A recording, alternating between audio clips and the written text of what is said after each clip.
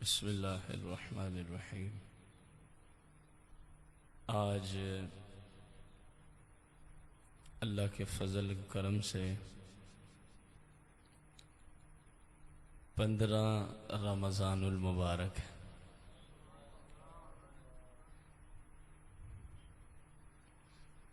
सन 3 हिजरी में जो 15 रमज़ानुल मुबारक का दिन आया था मदीना मुनव्वरा में, इमाम हसन रज़ी अल्लाह ताला अन दुनिया में तशरीफ़ ले आए थे।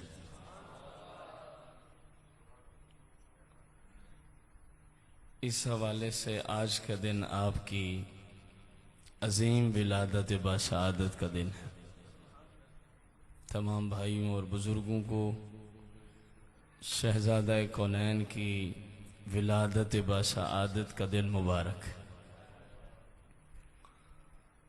कुछ नुफूस कुदसिया ऐसी हुआ करती हैं कि उनके ज़िंदगी का हर लम्हा जिस पहलू से भी उसको हम देखें तो अल्लाह के फजल से बेमिसल बेमिसाल होता है।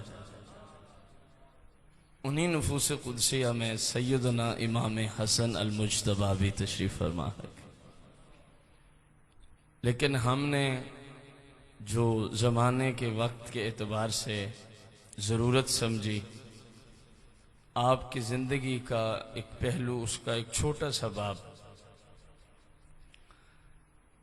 कि इमाम अली मकाम इमाम हसन अल मुज्तबा रज़ी अल्लाह अन्हु गरीबों की मदद कैसे फरमाया करते थे। आज मुसलमान में ये चीज़ कदर कम होती जा रही है कि गरीब भाइयों की मदद करना, गरीब लोग जो गुर्बत में पिसे हुए हैं उनके दुख सुख में शरीक होना।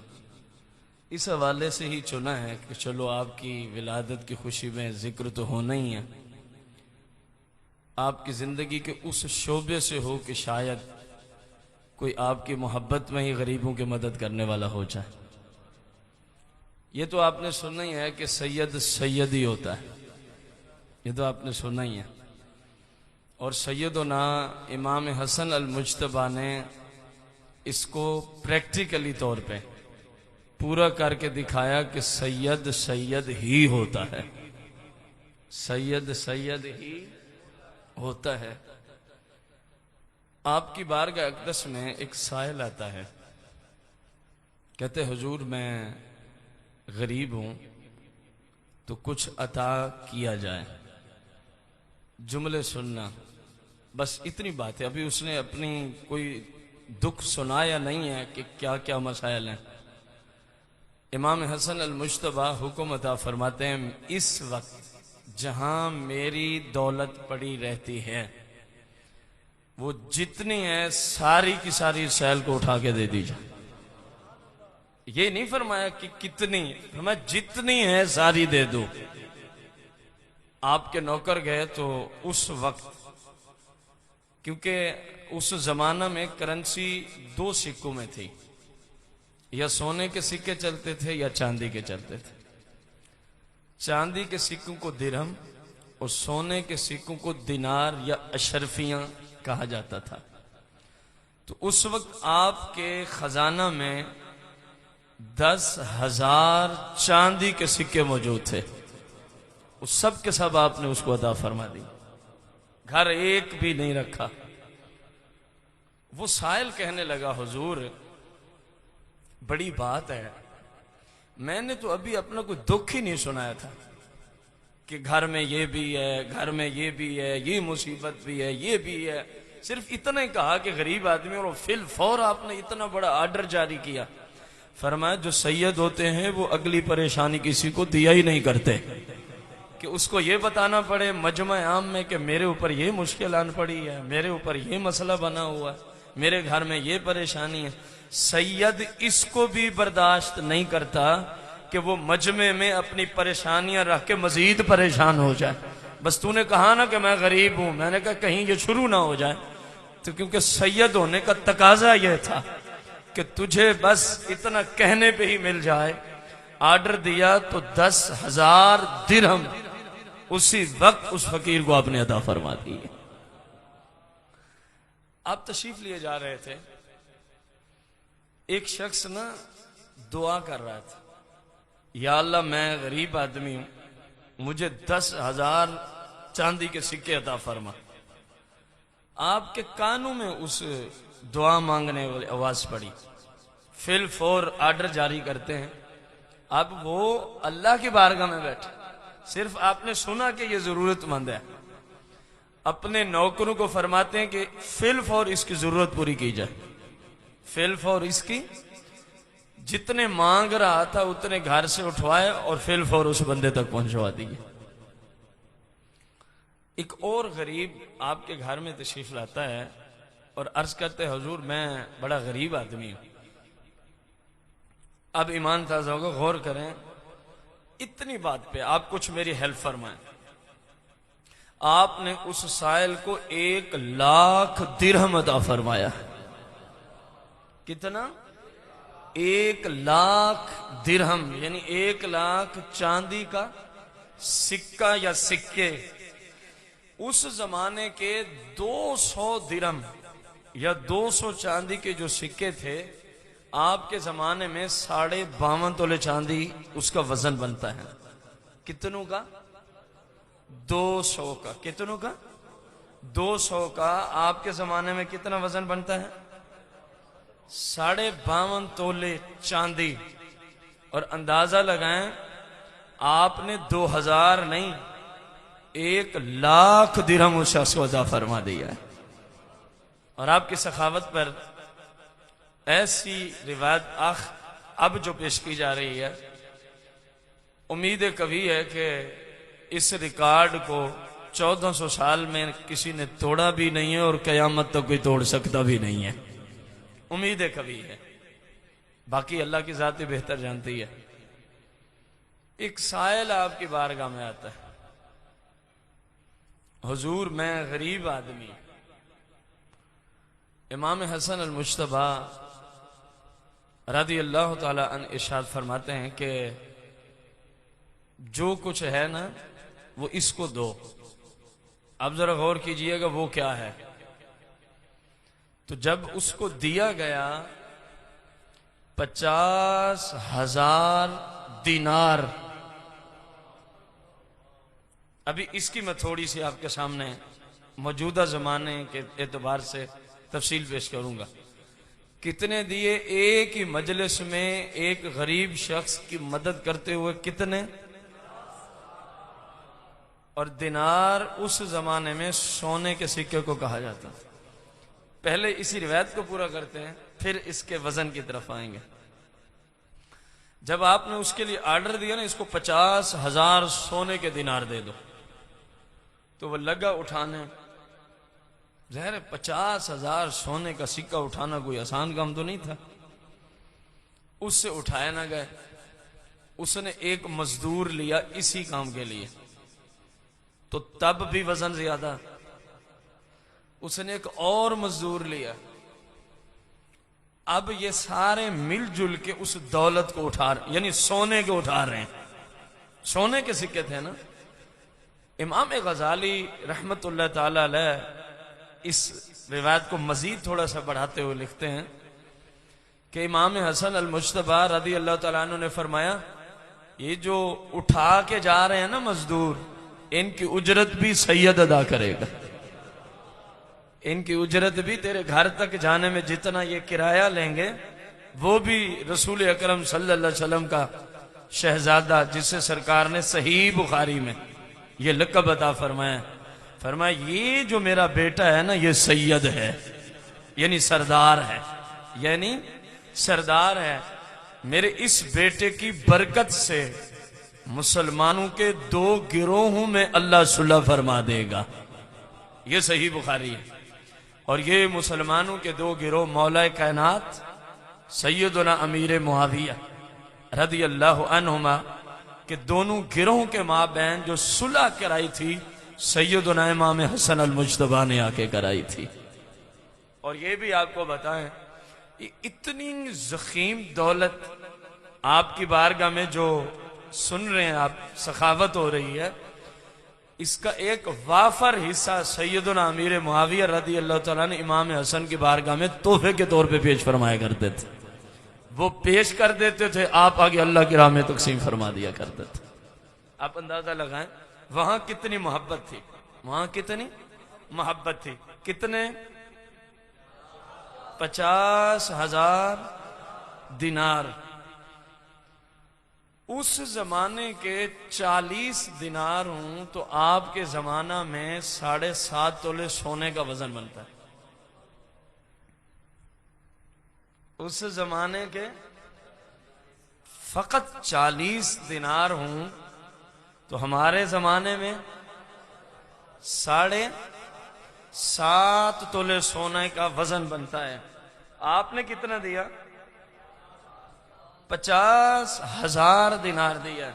अब जरा गौर कीजिएगा, अगर हम इसको अपने जमाना में तोले में तब्दील करें, 9,375 तोला सोना बनता है। 50,000 दिनार अगर हम अपने जमाने में, क्योंकि सोना जैसे चलता है ना वजन के एतबार से, उसी में ही तब्दील करेंगे तभी समझ आएगी कि कितनी जखीम दौलत थी। तो कितना बनता है 50,000 दिनार? 9,375 तोला सोना बनता है। और अगर हम इसको किलोग्राम में तब्दील करना चाहें तो ये बनता है 93 किलो 750 ग्राम, लगभग 94 किलो के। 93 किलो 750 ग्राम। और अगर हम इसको मन में तब्दील कर दें तो 2 मन 13 किलो 750 ग्राम लोहा नहीं, पीतल नहीं, गंदम नहीं, कपास नहीं, अंदाजा लगाएं 2 मन 13 किलो 750 ग्राम सोना सैयद ने एक ही फकीर को एक ही जगह बैठ के अल्लाह की रजा के लिए अदा फरमा दिया है। अब इसकी कीमत आप खुद बनाते फिर अंदाजा लगा। इसकी कीमत आप गौर करें कितनी बनेगी। 1 तोला आपके सामने है सोने का रेट, और ये कितने तोले बनता है?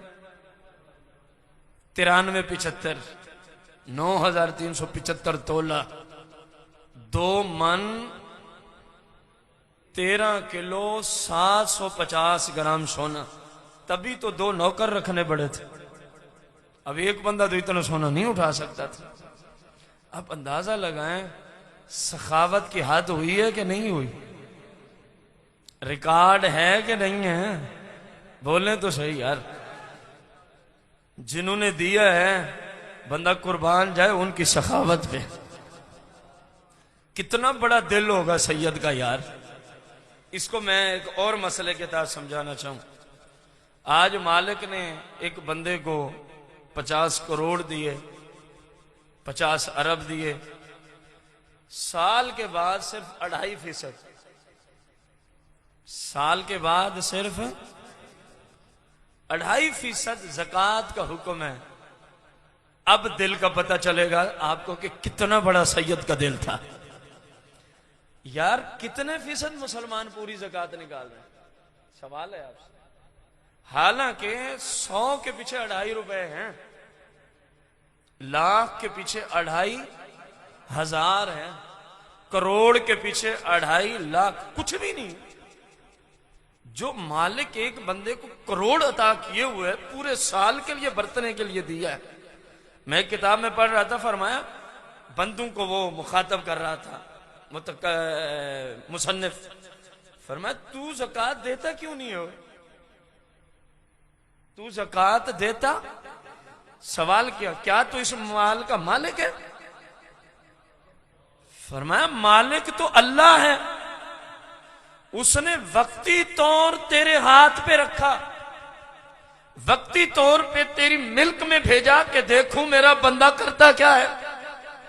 फरमाया यार मालिक है अल्लाह की जात, तुझे सिर्फ इतना ऑर्डर दिया, तुझे लाख दूंगा साल बरतने के लिए, तूने 2500 वापसी करने और फायदा भी तेरा होगा। तुझे करोड़ रुपया साल बरतने के लिए दूंगा, तूने सिर्फ 2.5 लाख।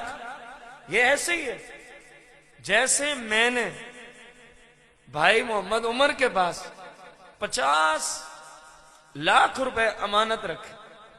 मालिक मैं हूं ना, अमानत जो रखता है वही मालिक होता है।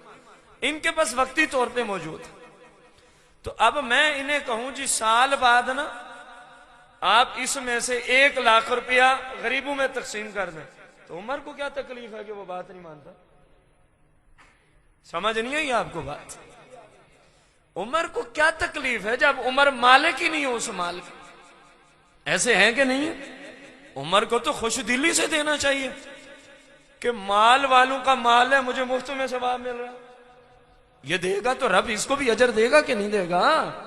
100 हाथ से भी फरमाया सदका गुजर के जाए तो रब हर हाथ वाले को पूरा पूरा अजर अदा फरमाता है, उसके खजानों में कमी नहीं है। मैंने 10,000 दिए ना जकरिया भाई को, इन्होंने दिए नवीद भाई को, उन्होंने दिए बाबा जी को, चलते चलते 100 बंदों के हाथ से गुजर के फिर मस्जिद को पहुंचे। हर शख्स को मेरा रब 10,000 सदका करने का सवाब अता फरमाता है।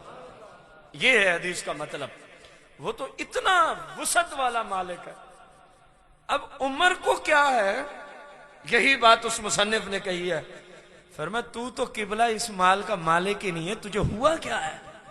तुझे हुआ क्या है कि मालिक का आर्डर है लाख में 2,500 गरीबों को दे, तेरा माल भी बढ़ाएंगे, तुझे अजर और सवाब भी अदा फरमाएंगे। और तू कैसा ना फरमाने, अपने मालिक की बात नहीं मानता। जिसका सारा माल है तो अपने रब की बात नहीं मानता, तो अपने रब की। अब इतना समझने के बाद अब जरा पता चलेगा कि सैयद का दिल कितना बड़ा था। कोई आसान नहीं है किबला। 2 मन 13 किलो 750 ग्राम सोना ऐसे ही एक ही वक्त में फर्ज भी नहीं है। ज़कात तो हमारे ऊपर फर्ज है ना, नफली सदका फर्ज भी नहीं है, ये नफली था, ये नफली था। ज़कात तो तब हो ना जब साल पड़ा रहे। अगले तो नमाज को जाते जहन में आता कि घर में माल पड़ा, फिल फौर घर जाते, गरीबों को देते, फिर नमाज की तरफ तशरीफ ले आते।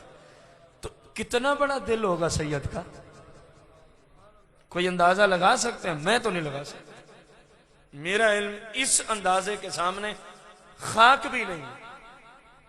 मेरे पास इतनी अक्ल नहीं है, आपके पास हो तो फिर बयान कीजिए कि मालिक ने सैयद को कितना बड़ा दिल अता फरमाया था। यार उनके हम नाम नेवा तो हैं, और अल्लाह के फजल से अहले बैत इत्हार और 12 अइम्मा के हकीकी जो मुहिब हैं अल्लाह के फजल से, सहाबा और अहले बैत और पंजतन पाक के जो हकीकी कुरान और सुन्नत की रोशनी में मोहब्बत करने वाला मसलक है, मसलक हक्का अहले सुन्ना व जमा है। तो जिनका नाम हम लेते हैं, कभी उनकी सीरत पर भी गौर किया? मैं आपको नफिल की तरफ नहीं ले जा रहा, कम से कम जो आपके माल पे अल्लाह ने हक फर्ज किया है ना, ज़कात है, उशुर है, सदकतुल फित्र है, कुर्बानी है, कम से कम यार फर्ज हुकूक तो बंदा अदा करे ना। चलो नफिल की तरफ नहीं जा सकते हम, ऐसा होना चाहिए कि नहीं होना? सैयद की करामत पे इख्तिताम करते हैं।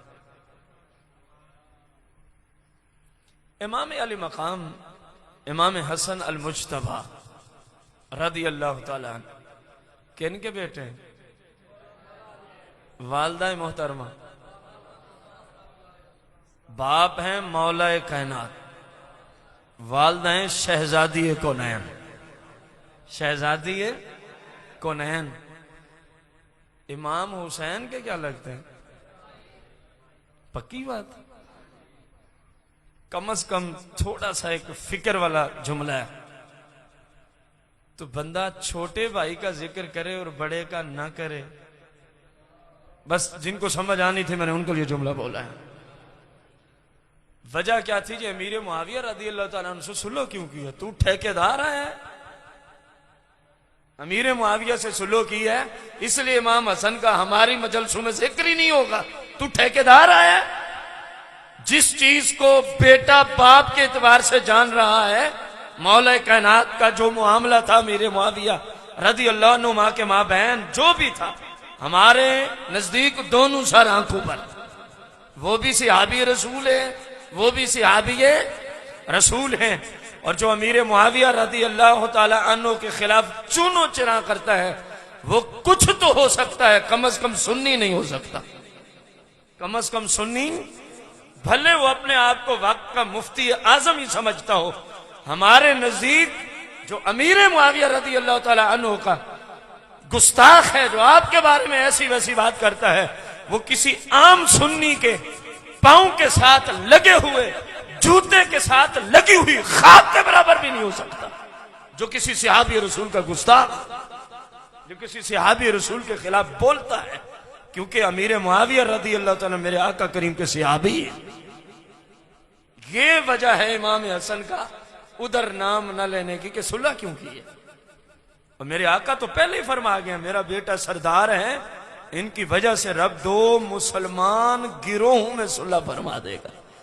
इतना ही काफी था कि 2 मुसलमान गिरोहों में, दोनों मुजतहिद थे, मुजतहिद को इज्तिहादी खता अल्लाह की तरफ से माफ होती है। तू बड़ा ठेकेदार है आज जनाबे वाला, फैसले करवाने वाला। इमाम हसन अल मुज्तबा का जिक्र अल्लाह के फजल से, जैसे इमाम हुसैन का जिक्र होता है आले सुन्नत के यहाँ, वैसे इमाम हसन का जिक्र खैर होता है। आपका दिन आता है तो हम मनाते हैं, इमाम हसन का आया तो अल्हम्दुलिल्लाह मनाए बैठे हैं, क्योंकि दोनों के वालिदैन एक हैं। तो ज़ाहिर है जहां से दूध इमाम हुसैन ने नोश फरमाया, इमाम हसन ने भी तो वहीं से नोश फरमाया ना। फीडर का तो दौर ही नहीं था जो बंदा कहे बिल फर्ज वल माद। तो जिस सैयदा कायनात का दूध मुबारक इमाम हुसैन ने नोश फरमाया है, उसी सैयदा कायनात का दूध मुबारक जनाबे इमाम हसन ने भी नोश फरमाया है। तो फिर सरकार ने तो कोई इसमें फर्क नहीं रखा, एक ही जुमला बोला, काल नबी सल्लल्लाहु अलैहि वसल्लम इन्नल हासना वल हुसैना सैयदा शबाब आलिल जन्ना, औ कमा काल सल्लल्लाहु अलैहि वसल्लम। बल्कि जो हक था मुस्तफा करीम ने हदीस में उसलूब भी वही रखा कि बड़े भाई का हक ज्यादा है। मेरे आका ने फरमाया इन्नल हासना, पहले हसन को ही रखा, बड़े शहजादे को ही पहले जिक्र फरमाया, वल हुसैन फरमाया ये दोनों मेरे बेटे मेरे शहजादे जन्नती नौजवानों के सरदार हैं, जन्नती नौजवानों के। तो इन अहदीस की रोशनी में इस तरह दोनों को कौन मानता है? अल्लाह के फजल से अहले सुन्नत मानते हैं। तो ज़ाहिर है जैसा हदीस बयान करे वैसा मानना ही हक होगा ना। मेरा इमाम जब वुजू फरमाता चेहरा जर्द पड़ जाता, चेहरा, और जब इमाम नमाज की तरफ तशरीफ ले जाते तो जिस्म का हर उज़्व कांप रहा होता। मुरीदीन पूछते, खुलफा पूछते, शागिर्द पूछते, हुजूर ये कैफियत? फरमाया जो अल्लाह के बारगाह में आए अगर उसको पता हो तो फिर कैफियत यही होती है कि मैं किसकी बारगाह में जा रहा हूं, मैं किसकी बारगाह। कुरान की तिलावत फरमाते हैं, यकीन जाने आज हमारी हालत है कि हमें कुरान पढ़ने की फुर्सत ही नहीं मिलती, ये हमारी हालत है। अक्सर रोना आपके सामने हम रोते रहते हैं कि कुरान पढ़ो, कुरान पढ़ो, कुरान। और एक हमारे इमाम की हालत है, कुरान तिलावत फरमाते हैं, कुरान में कई मकामात पर अल्लाह पाक ने फरमाया या अय्युहल्लज़ीना आमनू, या अय्युहल्लज़ीना। तो जहां आप इस आयत पे पहुंचते ना या अय्युहल्लज़ीना आमनू, फौरन शुरू हो जाता लब्बैक अल्लाहुम्मा लब्बैक, लब्बैक अल्लाहुम्मा लब्बैक। ए अल्लाह मैं हाजिर हूं, ए अल्लाह मैं हाजिर हूं, जो इसमें तेरा आर्डर है मैं उसके मुताबिक ही करूंगा। क्योंकि या अय्युहल्लज़ीना आमनू जहां भी आया कोई ना कोई साथ अल्लाह का आर्डर आया कि ए ईमान वालों इस तरह करो, ए ईमान वालों इस तरह करो, ए ईमान वालों। तो जहां भी आप इस आयत पे पहुंचते ना, तिलावत को मकूफ फरमा के अल्लाह की बारगाह में जुमले लब्बैक अल्लाहुम्मा लब्बैक, लब्बैक अल्लाहुम्मा लब्बैक। ए अल्लाह मैं हाजिर हूं, ए अल्लाह मैं हाजिर हूं। जैसे तेरा कुरान कह रहा है मैं वैसे करने के लिए तेरी बारगाह में इमाम हसन हाजिर है। और फिर जब कोई जन्नत व दोज़ख का तज़किरा होता तो मेरा और आपका इमाम इतना रोता। कुरान पढ़ने की कैफियत ये थी कि देखने वालों को तरस आता कि इमाम इतने रो रहे हैं। और जब मौत व माबादा का जिक्र होता फिर तो कैफियत ही अजीब हो जाती। इमाम हसन अल मुश्तबा सहाबा किराम अलैहिम रिदवान के साथ एक सफर में हैं।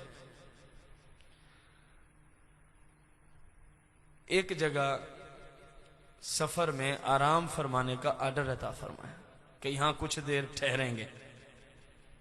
इस तरफ अब्दुल्ला बिन जुबैर रदी अल्लाह अन्हु बैठे हैं, इस तरफ आप बैठे हैं, आगे सहाबा का एक जमे गफीर है। अब्दुल्ला बिन जुबैर सफर के थके मांदे, भूख लगी हुई थी, कहने लगे काश के कोई ताजा खजूरें मिल जाती ना खाने को। हालांकि खजूरों का मौसम ही कोई नहीं है। खजूरों का आप समझे कि सहाबा ये जुमले बोलते क्यों थे? चुप करके भी तो बोल सकते थे ना, दिल ही दिल में। अभी जैसे मैंने काश के खजूरें खाने को मिल जाए, बुलंद आवाज से कि इमाम हसन तक बात पहुंचे, क्यों बोल रहे थे? पता था कोई मसला नहीं है। अगर मुस्तफा करीम बज़ाहिर नहीं है तो कोई मसला नहीं है, उनके नायब अतम तो तशरीफ फरमा है ना, उनका शहजादा तो तशरीफ फरमाए। बुलंद आवाज से कहने का ये मतलब, काश कि आज ताजा खजूरें मिल जाती। मेरे इमाम ने तवज्जो फरमाई, खजूर का पूरा एक दरख्त जाहिर हो जाता है। खजूरें नहीं, खजूर का पूरा दरख्त सामने जाहिर होता है, जो खजूरों से बिल्कुल तैयार खजूरें कि जैसी खाने की ख्वाहिश थी और उसके खोशे बिल्कुल कसरत के साथ भरे हुए। फरमा ये लो जी, भेजो अपने नौकरों को, तोड़ो और खाओ और खिलाओ। तो कोई बंदा उधर ऐसा भी बैठा था। आप जरा गौर करना कि आले सुन्नत हर वक्त क्यों कहते रहते हैं ये सारा करम मेरे मुस्तफा का है। जरा जुमले गौर से सुनिएगा। वो कहने लगा ये तो जादू है। मेरा इमाम बोल उठता है, इमाम हसन अल मुज्तबा बोल उठते हैं। वो कहता है ये तो जादू है। फरमाया ये जादू नहीं है, ये अताए मुस्तफा है। ये जादू नहीं है, ये फैज मुस्तफा है। ये जादू नहीं है, ये मेरे नाने की अता है। ये जादू नहीं है बल्कि मेरे नाने के इख्तियारात का हिस्सा है। ये जादू नहीं है, ये वो फैज है जो मेरे नाने ने मुझे अता फरमाया है। गोया जो कुछ भी ज़ाहिर हो रहा था, अकीदा यही था कि देने वाला मुस्तफा, देने वाला इमाम हसन अल मुज्तबा का अकीदा है। और सुन्नियों का भी यही है कि नहीं है? चलो सुन्नियों के शहनशाह से ही पूछ लेते हैं क्या फरमा रहे हैं। उसने कहा जादू है। फरमाया मेरे नाने की अता है। उसने कहा जादू है। फरमाया मेरे नाने का इख्तियार है। कहा जादू है। फरमाया जादू नहीं, ये मेरे नाने का फैज है। कहा जादू है। फरमाया जादू नहीं, ये मेरे नाने की बरकत है जो उनकी नस्ल से जाहिर हो रही है। और फिर आला हजरत इसी को तो फरमा गए, कौन देता है देने को मुँह चाहिए। मिलके पढ़ लें, कौन देता है देने को मुँह चाहिए। मजा नहीं आया। कौन देता है देने को मुँह चाहिए। देने वाला है सच्चा हमारा नबी। देने वाला है सच्चा हमारा। ये सिर्फ सुन्नी कहते हैं, सहाबी रसूल भी हैं इमाम हसन, नवासा रसूल भी हैं इमाम हसन, शहजादा रसूल भी हैं इमाम हसन, और जनती नौजवानों के सरदार भी हैं इमाम हसन। अगर जन्नत के सरदारों का यही अकीदा है तो फिर जो उनकी रियाया है कम से कम अकीदा सरदार जैसा होगा तो जाएगी ना।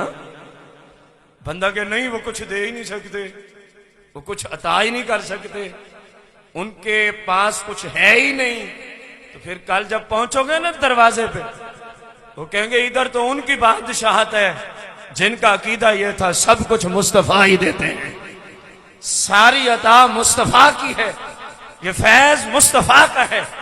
यहां तो बादशाह वो है, रियाया भी वैसी चाहिए कि जिनकी सल्तनत में दाखिल होना चाहते हो जैसा अकीदा बादशाह का है, कम से कम वो अकीदा तो हो ना बंदे का। अगर अमल में कुछ कमो बेशी हो भी गई तो मुस्तफा जो खड़े हैं होनी तो नहीं चाहिए। अगर कोई घाटा वादा हो गया तो मुस्तफा जो खड़े हैं, कम से कम अकीदा तो वही हो ना जो जन्नत के मालिकों का अकीदा है। जन्नत के मालिकों ने क्या अकीदा दिया? बंदा कह रहा है जादू है, फरमाया चुप करो, तू कहता है जादू है, ये मुस्तफा की अता है। तू कहता है जादू है, ये मुस्तफा का फैज है। तू कहता है जादू है, ये मेरे नाने का इख्तियार है। तू कहता है जादू है, ये मेरे नाने की बरकत है। वो तो है ही बेमिसलो बेमिसाल, उनकी नस्ल भी अगर अपनी पे आ जाए तो महबूब के सदके से रब उनकी नस्ल का बोला हुआ जुमला वापस नहीं भेजता कि क्योंकि मेरे महबूब की नस्ल है। कहा हम कुछ नहीं, ये जो कुछ भी तुम देख रहे हो सारी अता मेरे मुस्तफा मेरे नाना जान की। तो हमने भी वही अकीदा रखा है, कोई गलत तो नहीं रखा, ऐसा है कि नहीं? अल्लाह ताला हमें सहाबा व अहल बैत के अकीदे पर जिंदा रखे, इसी पर मौत अता फरमाए, और क़यामत के दिन ऐसे ही नफूस कुदसिया के गिरोह में इनका साथ अल्लाह हमें अता फरमाए। आमीन बिजाह नबी करीम अलैहिस्सलातु व तस्लीम। एक छोटी सी अपील है, उसके बाद दुआ करते हैं।